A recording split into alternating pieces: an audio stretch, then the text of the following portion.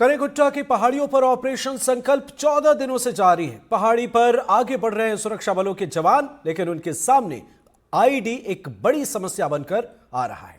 खबरों के मुताबिक इस ऑपरेशन में अब तक 200 आईईडी बरामद किए जा चुके हैं। एक रिपोर्ट देखिए।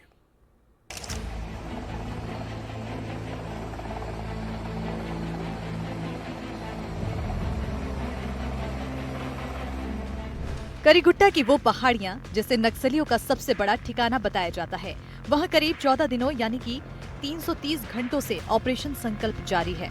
उस ऑपरेशन को नक्सलियों के खिलाफ चलाया गया अभी तक का सबसे बड़ा अभियान माना जा रहा है।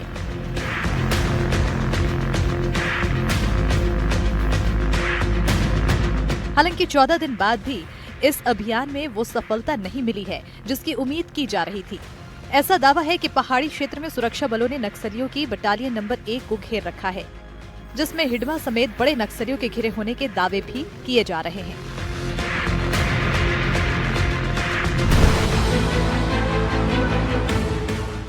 अभियान के 14वें दिन सोमवार को सर्चिंग में जुटे एसटीएफ के 2 जवान आईईडी की चपेट में आ गए। दोनों जवानों को हल्की चोट आई है, जिन्हें इलाज के लिए बीजापुर के जिला अस्पताल में भर्ती करवाया गया है। खबरों की माने तो सुरक्षा बलों के सामने सबसे बड़ी चुनौती आईईडी बन रहे हैं। नक्सलियों ने उसूर की पहाड़ियों पर बड़ी संख्या में आईईडी बिछा रखे हैं, जिन्हें डिफ्यूज कर लगातार सुरक्षा बलों की टीम आगे बढ़ रही है।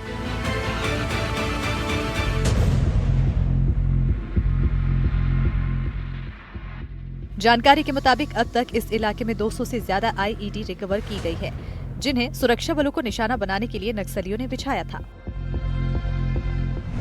ये अभियान उसूर इलाके के नीलमसराई, दोबे, नंबी, दुर्गमगुट्टा और करेगुट्टा पहाड़ी रेंज में चल रहा है। सुरक्षा बलों ने पूरी पर्वत श्रृंखला को घेर रखा है। नीलमसराई, दोबे की पहाड़ियों पर सुरक्षा बलों का कब्जा हो चुका है।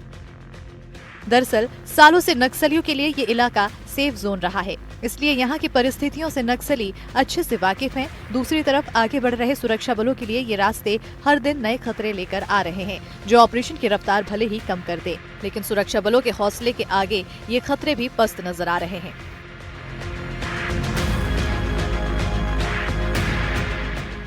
करेगुट्टा या उसूर की इस पर्वत श्रृंखला को तेलंगाना से छत्तीसगढ़ आने का गेट माना जाता है।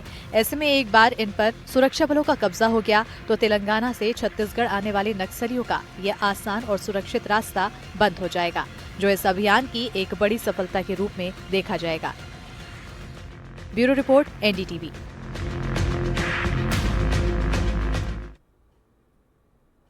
और खबर सूरजपुर से, जहां बाइक और स्कूटी की जोरदार टक्कर हुई है। हादसे में विधायक भूलन सिंह की बेटी घायल बताई जा रही है। स्कूटी पर सवार थे विधायक भूलन सिंह की बेटी।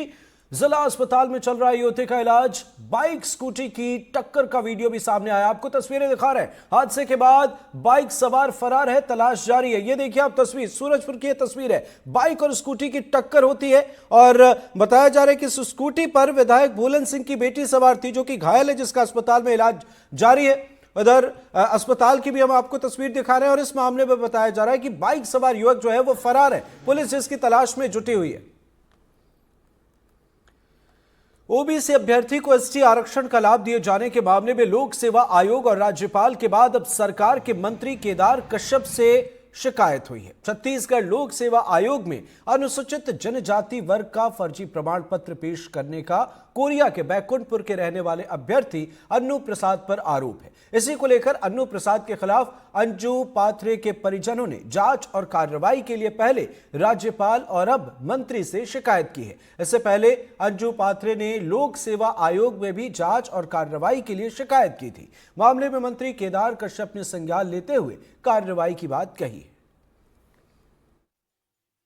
कुछ जो है आज एक पत्र आया हुआ है, मेरे को उसकी पूरी जानकारी नहीं है, लेकिन इस तरीके से जो फर्जी जाति के आधार पर जो कोई हमारी परीक्षाओं पर या फिर हमारी सेवाओं पर यदि दखल करता है तो ये अच्छी बात नहीं है और उसके ऊपर कार्रवाई करें।